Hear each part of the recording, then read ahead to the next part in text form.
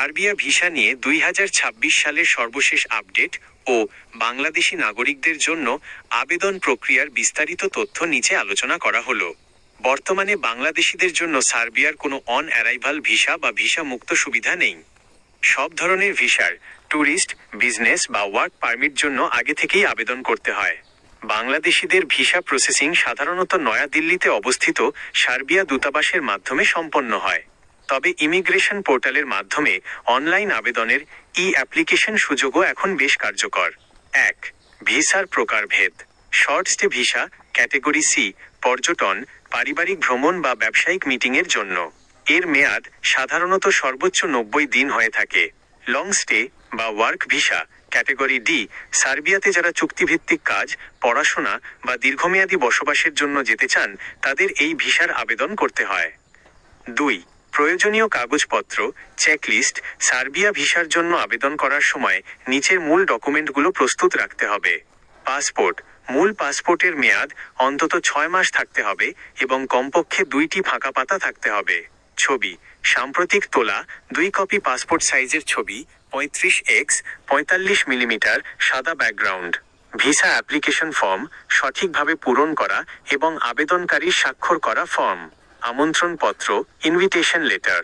Tourist ভিসার জন্য Serbian travel এজেন্সির বুকিং ভাউচার বা পেমেন্ট রিসিট।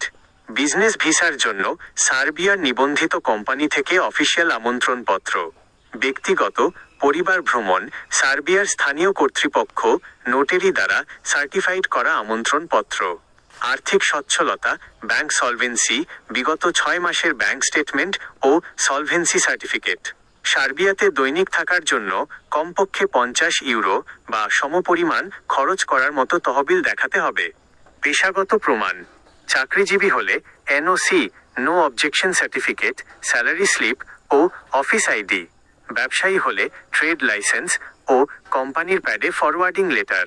ভ্রমণ পরিকল্পনা, বুকিং করা এয়ার টিকিট এবং হোটেল রিজার্ভেশনের কপি। ট্রাভেল ইন্স্যুরেন্স, ন্যূনতম 30,000 ইউরো সমমূল্যের health travel insurance policy. Note: Bangla ভাষার যে কোনো ডকুমেন্ট অবশ্যই ইংরেজিতে অনুবাদ করে নোটারি সার্টিফাইড করে নিতে হবে। 3. আবেদন প্রক্রিয়া, স্টেপ বাই স্টেপ। 1. অনলাইন আবেদন, অ্যাপ্লিকেশন।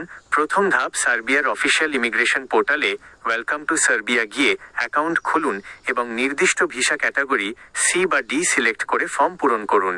2. ভিসা ফি প্রদান।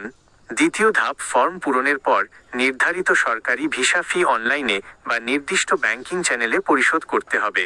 সাধারণত প্রাপ্তবয়স্কদের জন্য দূতাবাস ফি 90 ইউরোর কাছাকাছি হয়ে থাকে। 3. ডকুমেন্ট সাবমিশন ও প্রসেসিং। তৃতীয় ধাপ, যেহেতু বাংলাদেশে সার্বিয়ার সরাসরি কোনো সক্রিয় কনসুলেট নেই, তাই আপনাকে ভারতের নয়াদিল্লিতে অবস্থিত সার্বিয়ান দূতাবাসে পাসপোর্ট ও প্রয়োজনীয় কাগজপত্র পাঠাতে হবে। এই কাজটি আপনি নিজে করতে পারেন অথবা ঢাকার যে কোনো নির্ভরযোগ্য নিবন্ধিত ভিসা প্রসেসিং এজেন্সির সাহায্য নিতে পারেন।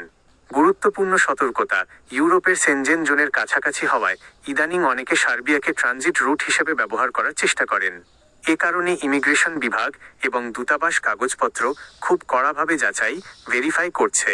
তাই কোনো ভুয়া ওয়ার্ক পারমিট বা ট্রাভেল ভাউচার ব্যবহার করা থেকে বিরত থাকুন। সার্বিয়ায় পৌঁছানোর 24 ঘন্টার মধ্যে স্থানীয় পুলিশ বিভাগে আপনার আবাসনের তথ্য নিবন্ধন, রেজিস্ট্রেশন করা আইনিভাবে বাধ্যতামূলক।